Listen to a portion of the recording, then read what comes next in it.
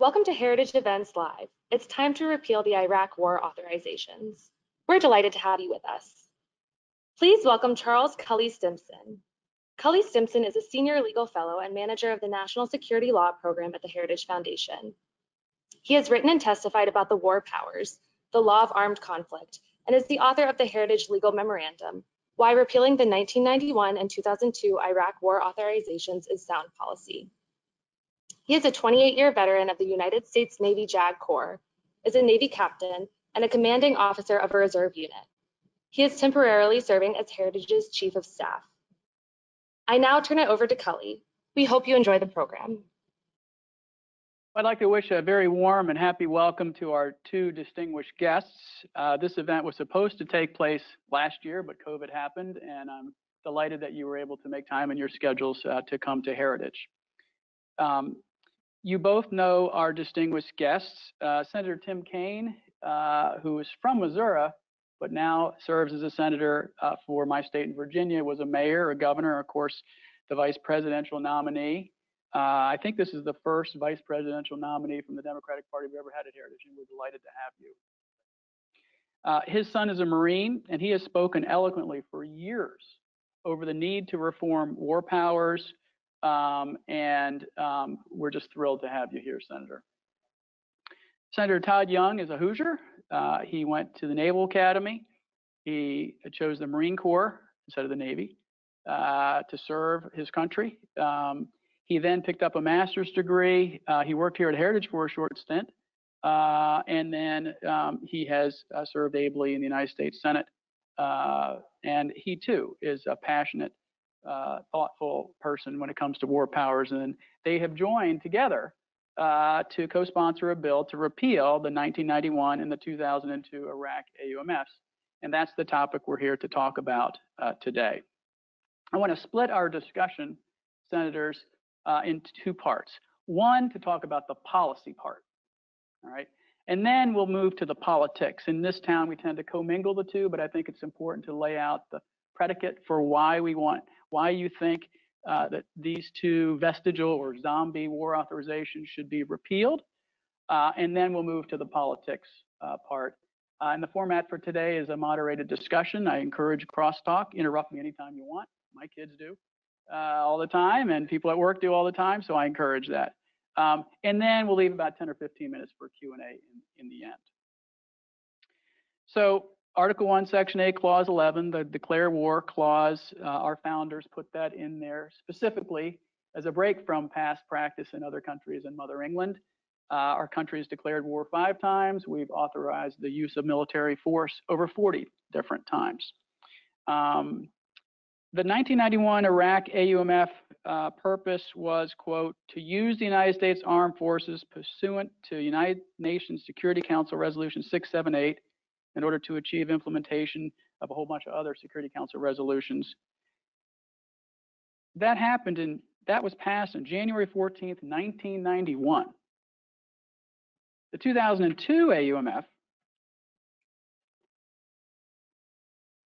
the primary focus of the 2002 Iraq AUMF was the threat posed by Saddam Hussein, and it authorized the president to, quote, use the armed forces of the United States as he determines to be necessary and appropriate to defend the national security of the United States against the continuing threat posed by Iraq and enforce all relevant UN Security Council resolutions regarding Iraq. So we're not talking about the 2001 AUMF. We're not talking about the 9/11 AUMF. So, Senator Kaine, let me start with you if I could, sir. Tell us about the policy behind your bill. You've talked about this in AUMF reform for over a decade. Yeah. Tell us about the policy behind this one.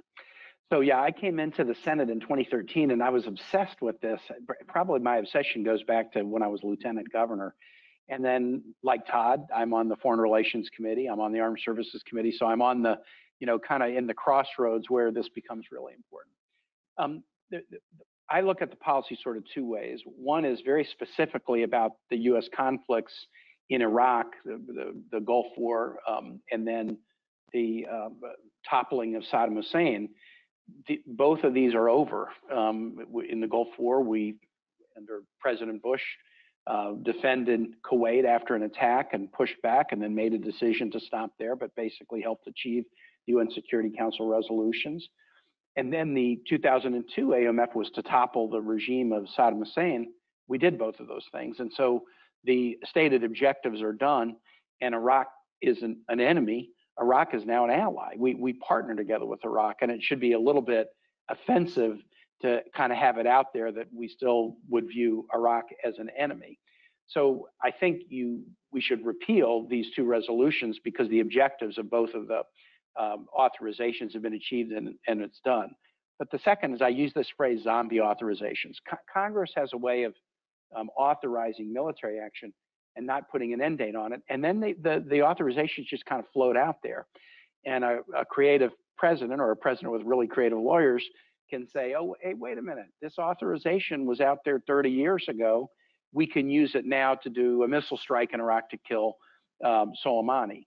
Whatever you think about the targeting of Soleimani, the notion that it was justified by either of these two legal authorizations should trouble you because, again, one's 30 years old, right? The other is nearly 20 years old. Neither Congress that passed those would have thought it could have been used in Iraq to kill a military leader of the nation of Iran. That's not what it was about. So that's why I wanted to put this in. It's kind of clearing out the undergrowth.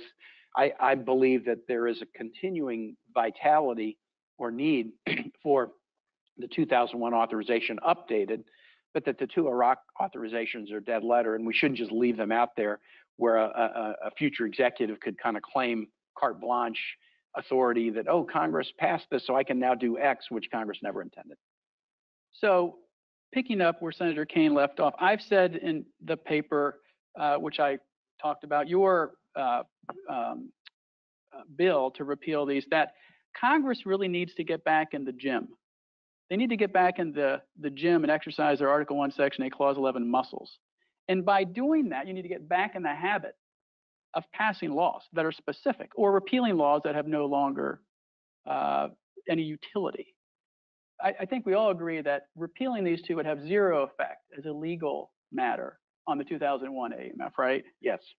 Even the Department of Defense seemingly agrees. I mean, there was a period of time in which they didn't even cite in their 60-day reports to Congress in the War Powers Resolution, the 2002 AUMF is a justification for their conflict. So they left it out. They cited other authorities, the 2001 AUMF. One could infer from that that was an admission that these are no longer required for any current operations. So years ago in the 2018 NDAA and before that, Congress passed Section 1264, which basically tells the executive branch in power at the time, tell us the domestic statutory legal authority for any wartime activity you're engaged in. The Obama administration relied on the 2002 and the 2001 AUMF. The Trump administration, although they were late in turning in their homework to Congress, in their last one, they didn't even rely on the 2002 AUMF. Right. And you see the Biden administration's War Powers report just recently turned in, doesn't even mention the 2002. Why? Well, I mean, I'm crossing my fingers. You know, Senator Young and I have been good partners on this, and we hope to get our bill marked up in foreign relations soon. I think the Biden administration is beginning to send the signal that they, like Senator Young and I and many other colleagues, view the 02 authorization. And of course, the 91 authorization is kind of a dead letter now. They don't need it to justify ongoing operations, and so why rely on it? And that's a positive sign, because we not only need a Congress that is willing to act, and it's been a completely bipartisan abdication of responsibility, Democrats and Republicans together under administrations of either party. We not only need a Congress that's willing to act, we need a White House that isn't just maximalist trying to, you know, assert every authority they can. So we will find out soon, I hope, more directly from the Biden administration, but I think they're getting close to saying, hey, you're right, the 91 and 02 authorization should be repealed. It's been a long time since we repealed an authorization. And so your point about getting in the gym and exercising the muscle, Congress has not exercised this muscle for a very long time. Hopefully we can start a precedent if we begin it with this bill.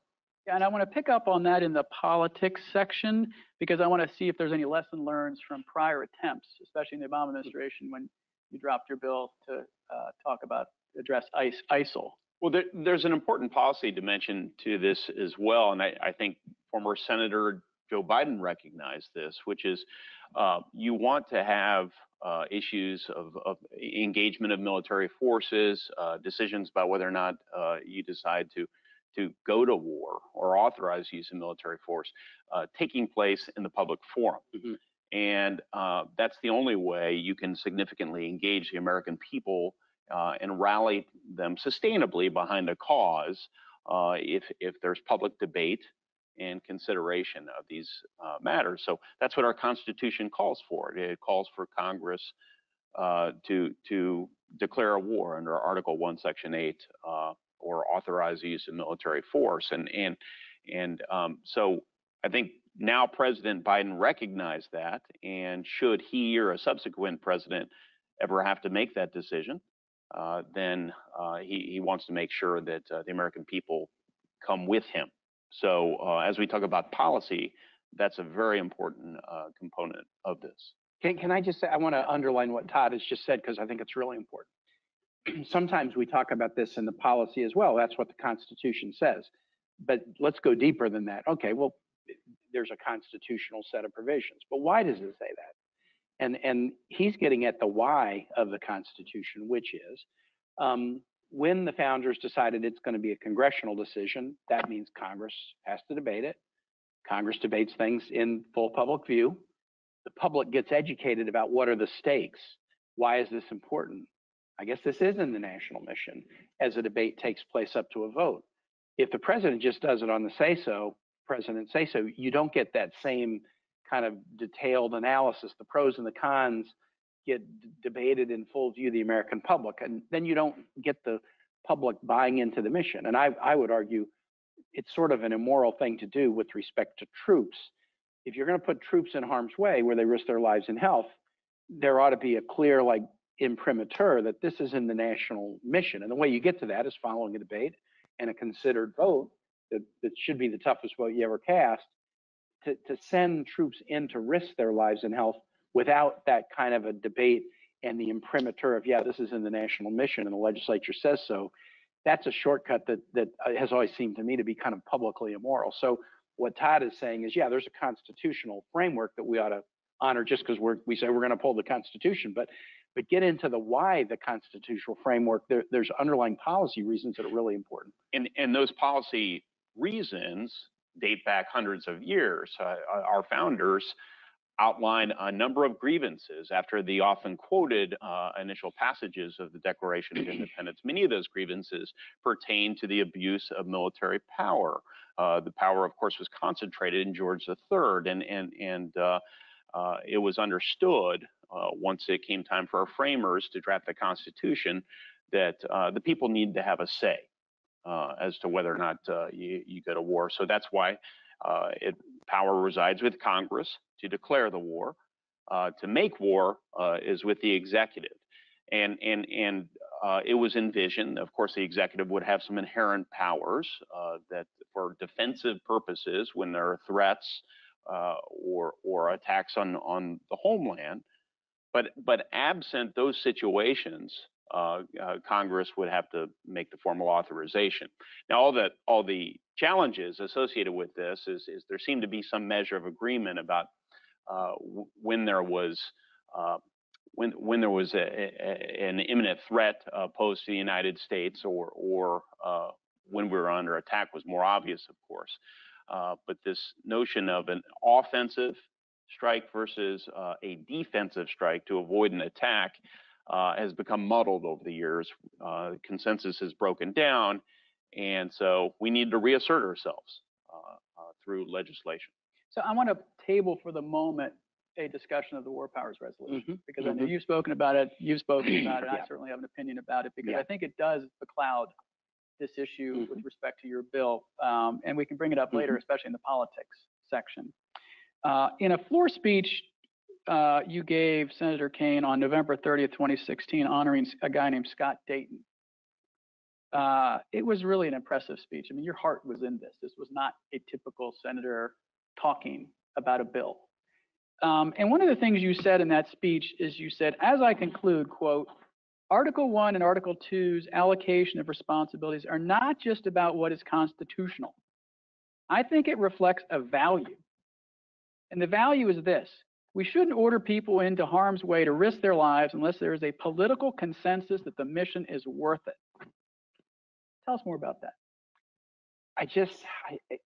If you ask like what would be public immorality, you know, that it would just seem to me that the highest public immorality would be to order people who volunteered for the military. Todd served, my son served. You know, they knew they were getting into a line of work that could be challenging and where their lives could be at risk. But if we're going to order them onto the battlefield, we shouldn't, as Congress, we shouldn't shortcut it. If we're asking them to be brave, well, we ought at least be brave enough to have the debate and have the vote. Now, since the Constitution, you know, the ink was dry in 1787, Congresses have tried to sort of abdicate the responsibility when they can.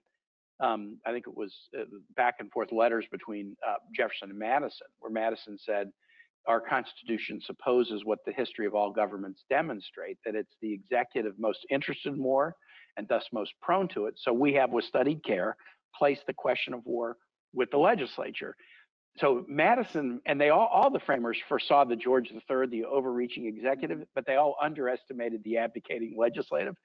And so from the very beginning, Congress is like, man, a war vote's tough. You could be unpopular. Even if you win, a lot of people will die. A lot of things could go wrong. And so from the very beginning of the Republic, if Congress had kind of ducked out of it, they've wanted to.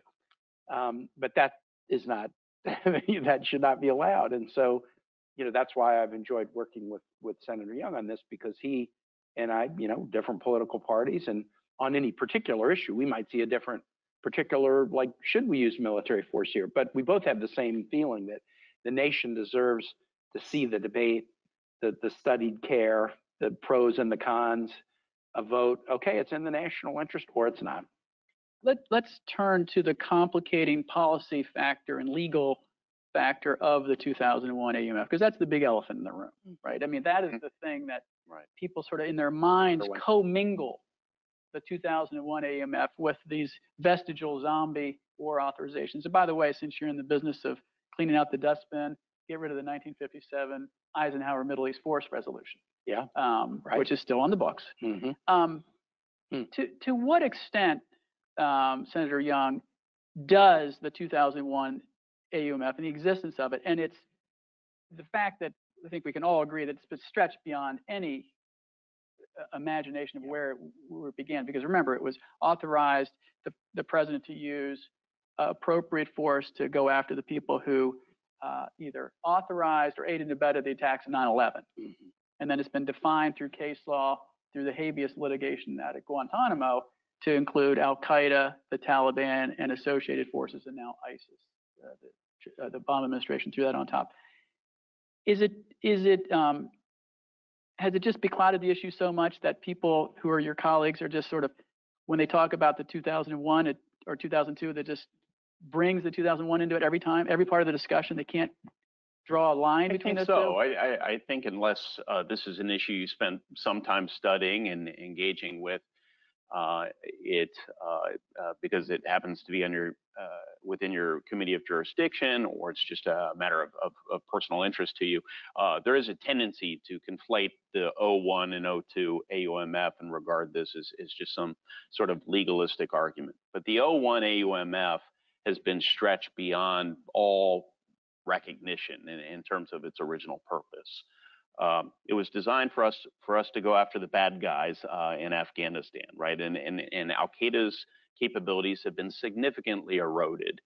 Osama bin Laden has been killed, and so it's now being applied across different geographies to different name groups, and for a perpetual period of time. And even for those public-spirited and thoughtful attorneys who want to make the argument that 01 still remains in effect in some fashion, and there are a number of those. I would argue that not only do we have a moral imperative to speak with unity once again after 20 years have passed, but also those authorities become attenuated. They become weaker after a period of time. So we need to reaffirm our support by revisiting this issue. So let's draw a finer line to help your colleagues get to the right place. Yep. Because we're trying to be helpful. Between the vestigial Iraqi AUMFs and the 2001 AUMF. Right. If you repealed the 1991 AUMF alone, does anyone up on the Hill that you're aware of think that would affect the 2001 AUMF? No. Right. No. Now, as we traced in our research here, the 1991 Iraq AUMF and the 2002 Iraq AUMF are sort of inextricably intertwined in a way that all other AUMFs are not, because they have this sort of tendrils and capillaries of UN Security Council resolutions, which they're enforcing. And they were both going at a particular individual, the government of Saddam Hussein, at different points in time, but it was the same government of the sovereign nation of Iraq that was sort of at issue in both authorizations, and that government no longer exists. Are you of the opinion, then, from a policy perspective and a legal perspective, since we're all burdened with law degrees, that if, for example, the administration joined you and you got past the 60-vote threshold and the 91 and the 2002 Iraq AUMFs were repealed, that as a domestic legal authority matter, the administration, when confronted with sufficient threats, that they would be able to use military force in Iraq with the permission of Iraq? Absolutely. Absolutely. Because, I mean, both domestic and international, we can always help an ally. And so we're in Iraq now because they invited us back in after ISIS started to roll through the country. We're there at their invitation. And we are helping them in a security mission. And because that mission is against non-state terrorist organizations that the Obama administration said were close enough connected to al-Qaeda that they were covered by the 01 AUMF, we have a domestic justification, the 01 AUMF, and we are undertaking it in a geography at the invitation of the host nation. So both in domestic and international law, we protect our ability to protect ourselves in Iraq from non-state terrorist groups. Agree? I do agree. I'm not sure I can improve upon my colleague's explanation there. Different question. Well, let me just tidy that one up. So to anyone who would say, well, if you repeal those, especially the 2002 Iraq AUMF, we can't take care of business as a military matter in Iraq, they're wrong. I think they're completely wrong. Although some are making, I think, Todd, on the House side, a couple of folks have tried to make that argument in House committee, but I've listened to them. I just don't see it. If you accept the current kind of parameters of the 01 AUMF, which have admittedly been stretched, we lose no ability to tackle non-state terrorist groups by repealing the 91 and 02 authorizations. So, I said this earlier, but I'll quickly reiterate because I think it's on point. DOD between December of 2011 and I believe it's September of 2014, when they issued their war powers 60-day reports to Congress, which contain references to legal authorities that allow the United States government to partake in military conflict. They did not cite the 02 AUMF, only citing the 01. So the failure for them to cite, no one was questioning at the time whether or not they had the legal authority under current interpretations of the 01 AUMF to engage in hostilities. So let me bring up another legal/policy issue just to make sure that we have a clean line between the two vestigial ones and the live and active 2001 AUMF. And it's the issue of detainees. So At the height of the war, overall, we had about 3,000 detainees in Iraq, Afghanistan, 779 at Gitmo. Today, we got none in Iraq, none in Afghanistan, and 39 in Gitmo. Yeah. As a legal matter, are you confident that, and let me turn to you since I asked you last time, are you confident as a legal matter and a policy matter that if you repeal the 2002 and 91 Iraq AUMFs, that we'd still have the domestic legal authority to detain the 39 detainees at Guantanamo, including the 9/11 hijackers who were on trial in the military commission?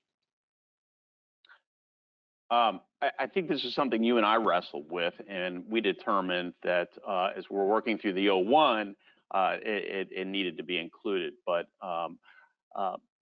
my recollection is that by repealing 91 and 02, it would in no way undermine our ability to carry on current detainee activities. And Todd, when I've been working, for example, with Jeff Flake or Bob Corker on revising 01, Todd has been the one to say, hey, but don't accidentally do something on the revision of 01 that then, messes around with the detainees or throws the situation into more ambiguity.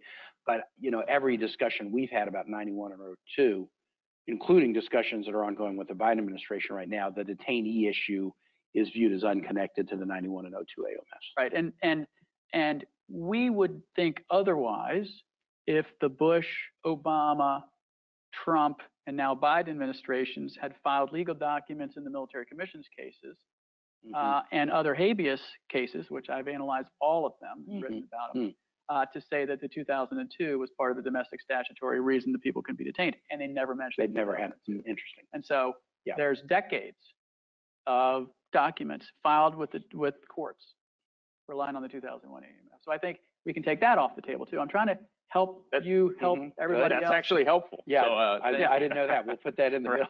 Yeah, sure. Again, the 1957 Eisenhower Middle East Force Resolution. Get rid of that one too. Let's turn to politics, okay? Because that's a challenge, and it was meant to be a challenge, right? You've spoken about that in many of your speeches. In fact, you called it an invitation to struggle, an important part of our constitutional fabric. The fact that they separated powers between the Congress's ability to declare war and the president's duty to prosecute the war, and then the Congress can fail to appropriate monies to back it if it's an unfair war. So there's this yin and yang, this back and forth, this invitation to struggle. This bill was actually a reintroduction of a bill you introduced in previous Congress that died in the Foreign Relations Committee. And you just mentioned that Senator Menendez may be willing to bring this forward for some consideration. Tell us more about your hopes and the thoughts on the politics side. So yeah, Chairman Menendez has said to me, and I think it was reported publicly last week as well, that he's saying to the press that he is going to bring up the young Kaine bill at the next, possibly at the next business meeting of FRC, which will be in late May or early June. So there will be a number of bills we'll bring up, but that he's ready to bring that up. And we've got good bipartisan support. I think we filed it with 13 co-sponsors, pretty evenly divided between Democrats and Republicans. So I have high hopes that we could get it done. So yeah, why was it foundering 2 years ago, and why may it have a moment in the sun now?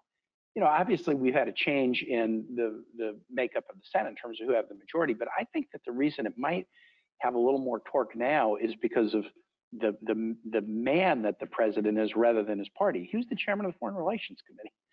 So he was in the Senate for 36 years. So oftentimes a president, Joe Biden is probably, more the student of the Senate than any president since LBJ. And so sometimes a president will see a bill like ours as, oh, they're trying to get into my Article 2 powers, and they'll want to flex their muscles. But Joe has a very deep understanding for the Article 1 side of this. And he doesn't want to see the centimeter of Article 2 power, but he's not threatened by a Congress that doesn't want to see the centimeter of Article 1 power. So I think these are complicated balancing questions, this invitation to struggle. And it's helpful to have a president with a team that understands the Article 1 perspective as well as he does. And so we're hoping that we're going to get, kind of a green light from the administration before it comes up in committee, which would be enormously helpful on a committee vote and on a floor vote. But that's just because this is a team that really gets the Article 1 issues, thank goodness. How does the political reality of being in the minority in a 50-50 Senate with obviously the vice president casting the tie-breaking vote affect your calculus on getting some Republicans on this or interested in this? Well, of course, in an ideal world, it shouldn't impact anyone's calculus, right? We should look at this objectively on the merits on account of the gravity of this issue. But we all know that even though politics it should not intrude on foreign policy making, it always does to some extent. So I think that you had President Trump who had led the way towards the end of his presidency and wanting to disengage from Afghanistan. You have a succeeding president, President Biden, who has taken a very similar approach months later in disengaging from Afghanistan, not without controversy, right? So this issue of war powers is on the minds of all of my colleagues thematically, and who should decide such things and to what extent. So I think that is helpful.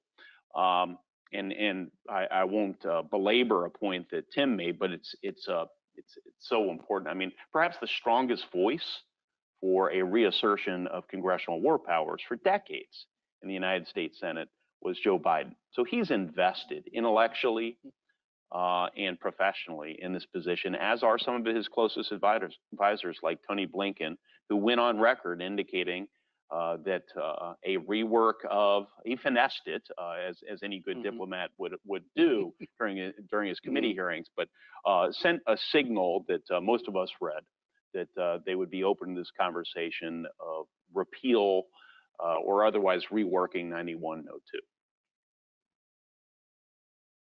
Sponsor comment on that? I think he reads it right. You know, the challenge. So Republicans who might have been a little more reluctant to assert their Article 1 authority vis-a-vis a Republican president may be more willing when there's a Democratic president. Then what I have to do is, because I remember bringing up these issues when Obama was president, and I couldn't get Democrats to go along with me. The August 2014, President Obama decided we needed to protect U.S. consulate in Repeal from ISIS was rolling across the place. You can defend a U.S. consul without asking Congress permission. But about 2 weeks later, that was done, and he said, time to go on offense against ISIS. So they said, you've used exactly the phrase that now triggers Article 1. And so I started to say, President needs Congress's authority to do that. And I'd bring that up in a Democratic caucus lunch, and they'd look at me like, hey, don't make life hard for President Obama. And I'm like, but look at, I mean, we can't do this with. So I've got to be able to get Democratic votes now that we have a Democratic president. Some might say, well, gosh, are you trying to, you know, clip his wings or curb his authority? But that's why having a potential green light from the White House on something like this could be so important. Because if the Biden team says we're fine with this, then I'm gonna deliver to Todd. I'm gonna deliver 50 out of 50 Democratic votes if the White House says green light. So, but we got to work that green light. Let me play devil's advocate for a minute, just to see your reaction. What authority does the Biden administration have at all, statutorily, to use the 2002 Iraq AUMF and the 1991 Iraq AUMF that they don't have in the 2001 AUMF? In other words, they're hollow. They're empty suits. There's nothing left to them. So what authority do they really have that they don't already enjoy in the 2001? They don't, which is why I think this is an important first step. It rebuilds the muscle memory, as you said, Cully, gets us back in the gym, and it may lay a predicate for bolder action later, should we find a path to success to reform the 01 AUMF potentially, or do to revisit the War Powers Resolution, which you'll get to. But I think it's important that we take this very significant measure.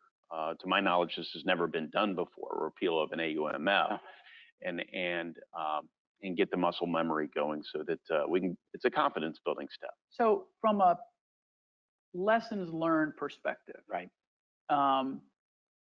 politics-wise, what have you learned in all your many efforts along the way with Corker, with Flake, as you're learning with Senator Young? Besides, it's really hard. Yeah. And besides, I'm willing to go up against a president of my own party, which you've been bold in that. You've been an equal opportunity offender. You've gone after every president for not having the spine, as you call it, to jump in and do it. And I've gone after Congress even more than the president. You have, and you've been very consistent. So what political lessons have you learned? And showing a little leg here, what do you plan to use by looking at those lessons learned? So, I mean, I would say the lessons that I've learned are Congress does, in an equal opportunity way, want to abdicate war votes that are tough when they can. White Houses are completely comfortable having a maximalist position, and they don't mind legislative abdication. I've learned those two things. But I have learned one thing about the intellectual challenge of doing an AUMF to kind of, it's not all lack of backbone. And now let's get to and I'm going to talk about the 2001 AUMF. I view the 91 and 02 AUMFs as they're AUMFs to go after a nation state, the government of Iraq under the leadership of Saddam Hussein. Nation states, you know, have Geneva Conventions. Nation states have boundaries. There's a lot of things about nation states we understand. What's hard about the 01 AUMF is it was to go after non-state terrorist groups. And trying to define, well, who is the non-state terrorist group? Well, they change their name and splinter all the time. Well, where are they? Well, it's not a nation with a boundary. They can go here, there, and everywhere. And so there is an intellectual challenge, and this is what we're going to have to grapple with if we try to revise 2001 AUMF. There's still a U.S. need to counter non-state terrorist groups. But there is an intellectual challenge to describe the where, to describe the who. They don't, non-states don't follow Geneva Conventions. I mean, so there is a challenge in crafting it that's more than just a lack of backbone challenge. There's an intellectual challenge to it. I've learned that the American people are tired. They're tired of long wars. They're tired of being immersed in conflict. I was working here at Heritage just months before the 02 AUMF was passed. I had just left high school and spent months in the United States Navy when the 91 AUMF was passed. And so the American people are weary and they want us to focus on some other things, which is one of the reasons, aside from Tim Kaine's heroic legislative work, that I think led to the Iran resolution. Just, was that a year ago, Tim? A little bit over a year ago. Yeah, a year plus ago. And by accommodating and compromising and making the rounds, Tim was able to get, you know, a majority of colleagues to sign on to that. Not a veto-proof majority, but demonstrated that politically, I think this is feasible and the environment is right. But I do agree that when it comes down to the mechanics of actually drafting a new 01 AUMF, it can become very complicated. I want to pick up on the zombie language, which I love. I quoted it in my paper. I thought it was terrific. I had to explain in a footnote for the youngsters what the zombies authorizations were. And have you make the nightmare argument. In other words, a future president of, let's say, the Republican Party, that you're going to convince your colleagues, just imagine at a time way down the road, President X would do this if we leave these around. And then I want to flip the script and ask you to make the argument to Lindsey Graham and the other senators who may be a little reluctant to repeal these authorizations. So what is the nightmare scenario? So here's my nightmare scenario, and it's probably easier to make it with the 01 authorization. So the 01 authorization, as you say, go after the perpetrators of 9/11. But I want to stop there for a second. Yeah. It could be, don't be rude. Yeah. I want to try to focus on the nightmare scenario for leaving the 2002 and the 91 AUMF on the book. Let's just use what the Trump administration said about the Soleimani strike. The 91 and 02 authorizations were about toppling the government of, in one, pushing Saddam Hussein out of Kuwait, enforcing the UN security resolutions, then toppling that government. President Trump, after the Soleimani strike, they did cite the 02 authorization. It's like, well, it happened in Iraq, so the 2002 authorization warrants it. Well, wait a minute. This was essentially the military leader of the sovereign nation of Iran, the United States has not declared war on Iran. Maybe we would have a debate about it and vote to do that, but we haven't done that. And so basically what the Trump team did was try to bootstrap this Iraq resolution, which is now, dead letter, into justification for taking out the military leadership of a sovereign nation against whom we hadn't declared war. That could have led us, I mean, I don't want to get into more that I want to say in an open setting, but we were close a couple of times to being in a shooting war with Iran without Congress debating it. And that is a nightmare scenario, because whatever you would think about whether that would be a good idea, the military, if they talk about what would it mean to be at war with Iran, look, this is very serious stuff. I mean, this is not like an Iraq where the U.S. had complete air mastery over Iraqi airspace, or even a war in Afghanistan. We had complete air mastery over Afghan airspace. That would not be the case in Iran. So a war against Iran would be a very, very different kind of thing than we've seen in the Middle East in the last 50 years. And we shouldn't blunder into it. And a lot of wars get blundered into. This is a problem, the Guns of August scenario, World War I. The number of wars that are carefully thought out and planned, we really need to go to war, and here's why, versus the ones that you kind of blunder into. You blunder into a lot of them. And you don't want to blunder into a big consequential one, because there's a zombie authorization out there that a president can just grab onto and say, hey, let's do this. And so these are the things that really worry me. It's actually a similar argument. Okay. I mean, you mentioned my colleague Lindsay, who is a self-styled hawk, but no one cares about the troops more than Lindsay. No one will be more vocal and more critical of a president who makes an unwise foreign policy decision than Lindsay. So I think the argument is essentially the same. We need to be intentional. We need to be deliberate, but we need to reassure those of us who may draft and then introduce a change to the 01 AUMF. We need to reassure someone like Lindsey Graham and be able to answer his very intelligent questions about how there will be no gaps in legal authorities to go out and kill bad guys or the leaders of bad groups,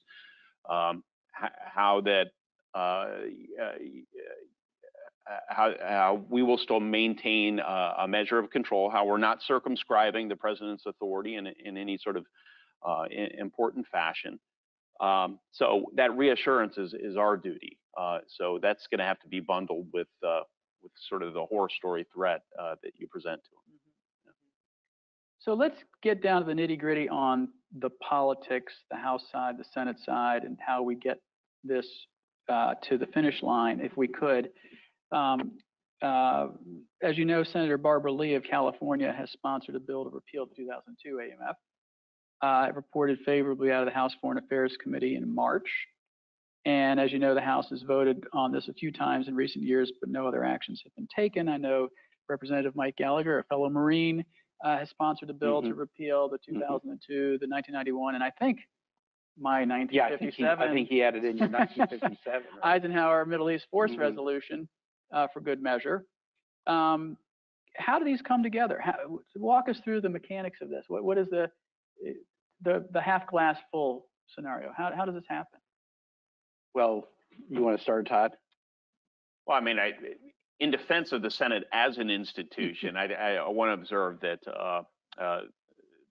though Representative Lee has also been tireless and shown a great deal of leadership on this issue, there's a simple majority threshold to pass legislation out of the House of Representatives. And we spend a great deal of our time, especially in the modern era, confirming nominees. On the Foreign Relations Committee, those would be top-level sort of national security nominees. So the amount of time we have to dedicate towards this and the threshold we have to reach, which is 60 votes, makes it more challenging. So it's not unlikely that we would see the House act first. But as it relates to the 02 repeal and the 91 repeal, if we get a business meeting, as I know Chairman Menendez has signaled may happen in fairly short order, and we'll have an opportunity to act fairly quickly. The one question that's a bit open is how much floor time will be taken debating this matter as colleagues get comfortable with this. And here is my belief about the floor time. This would be what I would hope. We'd pass it out of Foreign Relations, and I think we will. I think it'll pass with maybe 2/3 of the Foreign Relations Committee, and particularly if we get the green light from the White House, that's really going to help. Okay, then it's on the floor. We will likely have a floor debate on the defense authorizing bill. We'll get the defense bill out of SASC maybe in mid-June. We could have a floor debate on the defense bill in July, and we could bring this up as an amendment to the defense bill. Because it's gone through committee, the chairman wouldn't stand up and say, wait a minute, you're taking something, out of my jurisdiction. No, the committee's already considered it and it's already on the floor. So nobody's going to have a jurisdictional, gripe about it. And I think we could have a really robust debate about this repeal as part of the defense bill. And I think the House folks are thinking about it the same way. Some of the folks like Mike Gallagher and others are, active on the House side on armed services matters. So I think this could easily be part of I need to be careful about, it could be part of the defense bill this year. And I view this as a climbing the ladder exercise. Do the 01 and 02 repeal. You mean the 91 and 9102, do that repeal. Then next tackle the harder issue of can you redraft 01. Then next tackle the even harder issue of can you fix the constitutional infirmities in the War Powers Resolution. Both constitutional and just kind of process political, practical infirmities in the War Powers Resolution to try to make it more suitable for today rather than 1974. But exercise the muscle on the first one. Okay, great, we did it. Get to the second one, which is a little bit harder. Get to the third one, which is harder still. Yeah, which is what we've argued for in our paper. Pick up on where he left off. And if you want to open up the discussion about the War Powers Resolution, jump in. So, I mean, I'm hopeful that we can get steps A and B done. That's a pretty heavy lift. I think A is much easier than B, but B being the 01 AUMF. But we came close in committee. We came very, very close. It was one vote difference from passing a new 01 AUMF construct out of committee with a different president in office who had not spent years, decades working on this issue like President Biden has. And then if you get past that hurdle, gosh, war powers, at least engaging and working with this administration, I have some tempered optimism because it was President Biden himself, while in the Senate in the 90s, who put forward a use of force bill that would have rewritten the War Powers Resolution. So we have an administration that might work with Republicans and Democrats who have some passion on this issue to rewrite this, and already has some ideas in mind about how to rewrite war powers. Encouraged like him, because the old saying, where you sit's where you stand. Yep. And all of a sudden now he's the commander in chief. Right. And he may have some reluctance. Right. Getting all kinds of advice. Right. Right.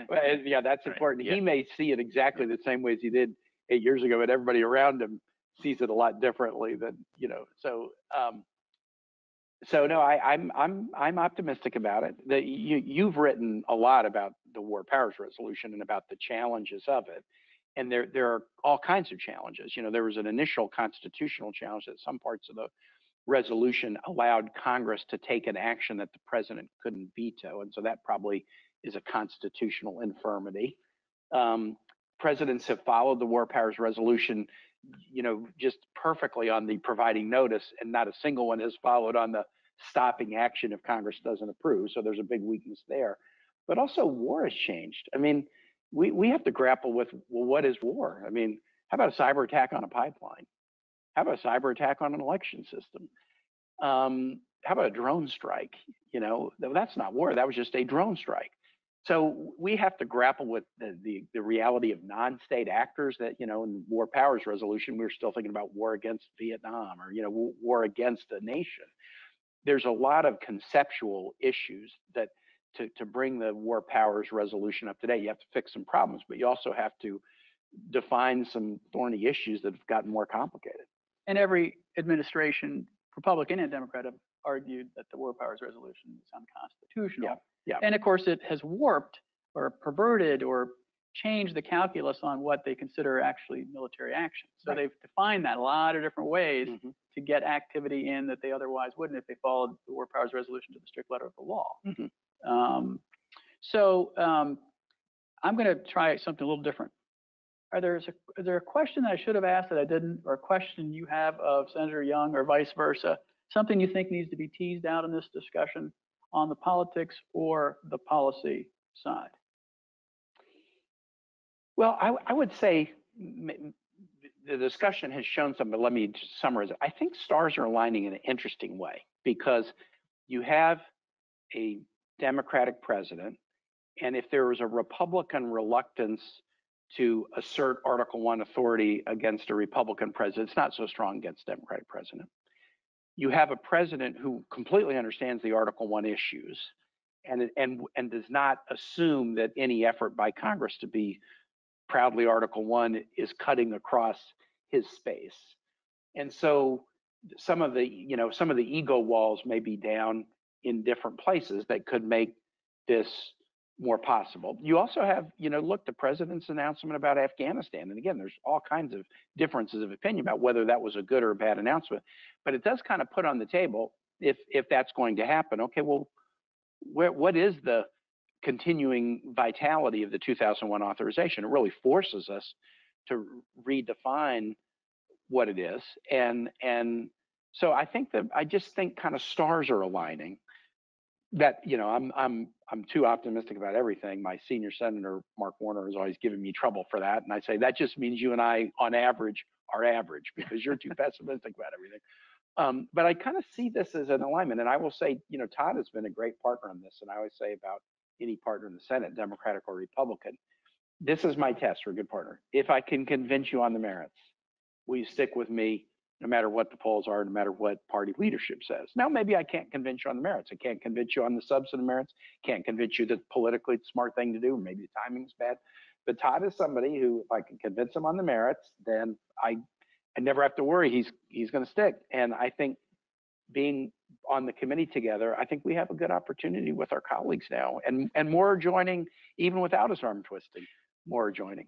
Well, Tim's too kind. I mean, we all know what leadership he's shown for ever since he got into the Senate with respect to this issue. Walking point on it. I just want to underscore his point about the Afghanistan, the forcing mechanism that will create for us to debate this, the broader issue of war powers and our responsibilities within the Foreign Relations Committee, and hopefully we begin to see people wrestling with this on the floor of the United States Senate. We'll see it in the House of Representatives as well. I also think that, and the polls reflect this, the polls reflect that the American people are exhausted. So we are charged with refining and enlarging, to use Madison's term, refining and enlarging the views of the electorate, and the views have changed. And so it's our job to be attentive to that, responsive to our constituents, and at last grapple with this very long-standing, unaddressed issue.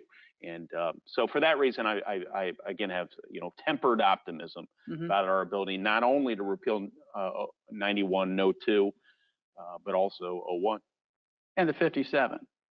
And the 57. I wanted to give you an 8th opportunity to bring that up, my good friend.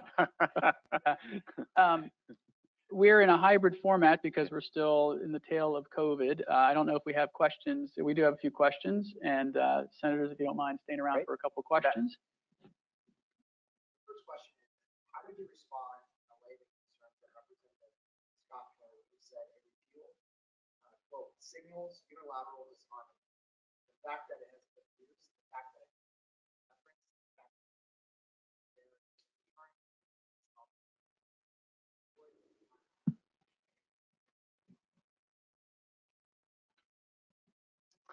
So I would say on that, look, the 01 authorization is still out there to give us the ability to go after non-state actors. And that's the challenge right now, the non-state actors. And we'll refine that, but I wouldn't favor repealing 01 until we come up with the refinement. There are some in the repeal and then talk about replace. I'm in the revise and then repeal space on 01. So I think 91 and 02, gives up nothing. And I had a debate. And I like don't this. think it'll be understood by anyone as giving up anything either. Yeah. And I think, and tell me if you disagree with me, I think questions like that, and I've heard that refrain, as I know you have, specifically are referring to 2001, no matter which AUMF you're talking about. Right. Because they're channeling that. Yeah. Mm-hmm. And there might be some merit in that, because that is a paradigmatic shift if we end the war, because that's essentially what you're doing if you repeal the 2001. Next question, please. Well, could I add something? Yeah. And this is, I just had an experience in an unrelated area of legislating where this hit home. But this is where educating fellow members becomes very important. There is, and I'm not going to speak normatively about whether or not this is the right thing to do, but there's an imperative by the Biden administration to get a lot of things done, utilizing this simple majority vote reconciliation tool multiple times this year. So they're eager to get a lot of things done, and therefore the majority leader, Chuck Schumer, is going to try and utilize every single day to the maximum amount. Well, that doesn't afford a lot of opportunity in the run-up to debating some of these measures to educate our colleagues on what exactly we're accomplishing. Right.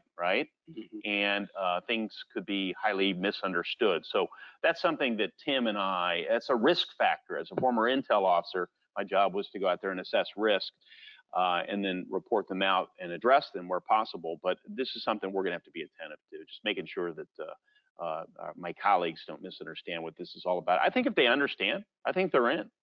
Yeah, and that's why I wanted to start with the policy and sort of the smell, miss, and then we get to the politics. Katie. What do you make of some excerpts' assertion that the real purpose behind the repeal is to tie the president's hands to address the ongoing threat from Iran and its proxies throughout the region? So look, we shouldn't be at war with Iran unless we do an authorization to go against Iran or respond to, as Senator Young mentioned, an ongoing attack or an imminent attack. And the president can do that without us. I mean, the president has the power as commander-in-chief to defend the United States against an ongoing attack or an imminent attack. And there's a little subjectivity there, and sort of the tie goes to the president on that subjectivity. When the president says it's ongoing or it's imminent, the president gets some latitude there. So there's Article 1 power to deal with Iran and proxies, but this 02 authorization has nothing. It had zero. 91 and 02 had zero to do with Iran. And so you don't want to bootstrap in to 91 and 02 the ability to go after Iran. The president should have to come to the U.S. and say, look, Iran is such a threat that we need independent authority with Iran, but we shouldn't bootstrap it from 91 and 02 authorizations, which are unrelated.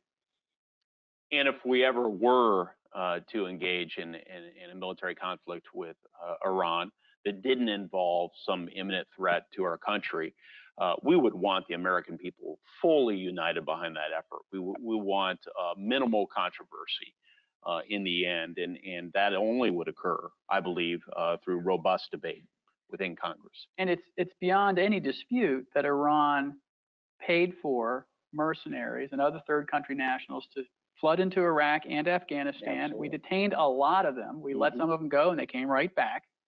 But that's not what we're talking about. We're talking about full-fledged armed conflict against a nation state, and that's different, and that's where Congress has a critical role. So I want to leave a minute for each of you to give us your concluding remarks, and since you used to work here, and this is your first time, I'm going to defer to your colleague. Dang, I thought you were going to make him go first. If you want to go first, you go right ahead. Yeah, I'll go ahead because Tim's going to come up with some sort of amazing, profound close here. I don't know. I've done this for a period of time, but so look, I hailing from the great state of Indiana, I've become fairly close professional friends with former chairman of the House Foreign Affairs Committee, Lee Hamilton, someone for whom I have great respect, and one day we were discussing Afghanistan, and his view on the matter in the end, after discussing a lot of strategy and other national security implications, were, Todd, in the end, my threshold, and everyone has a different sort of threshold, but my threshold when it comes to the authorization of use of military forces, whether or not you would send your own son or daughter into a particular conflict zone, is the national interest that important? And we're being, frankly, we're avoiding that decision on a consistent basis in Congress. So I think we have a real moral imperative, not just a legal imperative, but a moral imperative to act so that each of us can individually make those decisions and be held accountable by our constituents in the end for the wisdom or unwisdom of our decisions. I'd also note that I can think of no more appropriate time with arguably our closest ally in the world, the country of Israel, under assault right now. I mean, they are essentially in the middle of a war right now.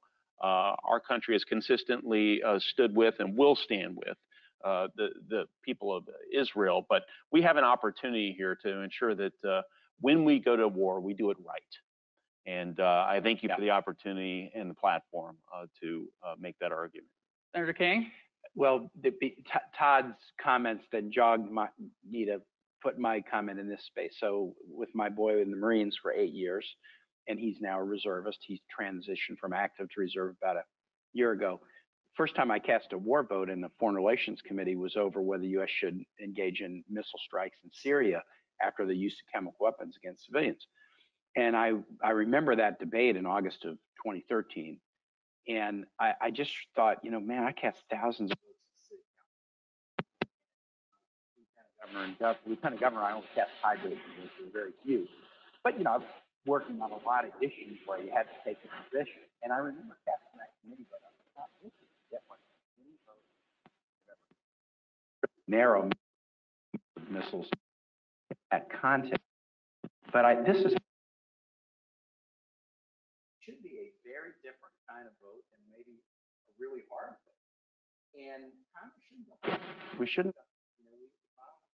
Job. And the men and women who volunteer in an all-volunteer military, brave, and we shouldn't be chicken about casting tough votes.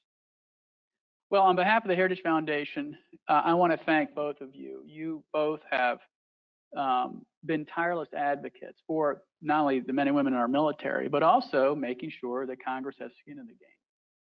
And I wish you the best of luck in your policy goals here. I hope that you achieve them. We're certainly written about this, and we think that it is sound policy, and we don't think there's any reason for the Congress or the Senate not to get behind this and then leave for another day the 2001 AUMF, which is the big tamale, the hard thing to really get behind. So as a token of our appreciation, we'd like to give you a collected edition of the Heritage Guide to the Constitution, thousands of essays by thousands of scholars on each and every provision in the Constitution.